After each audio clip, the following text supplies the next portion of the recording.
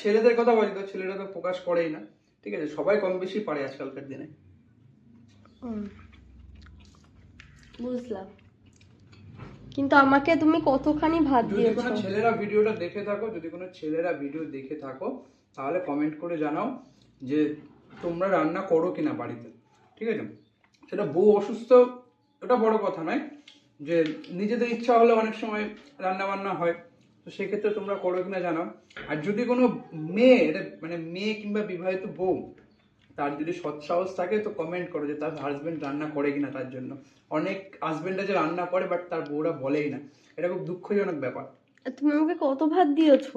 তুমি এত ভাত খেতে পারবে? এমনি দাঁতে ব্যথা, খেতে পাচ্ছি না, তারপরে এত ভাত দিয়েছো। তাড়াতাড়ি বেশি বেশি হলে বেশি তাড়াতাড়ি সুস্থ হয়ে যাবে কেন। সেই ঠিক আছে, চলো তাহলে আজকের মতো ভিডিওটা এইটুকুনি, খেয়ে নি। So thank you so much রান্না করে খাওয়ানোর জন্য।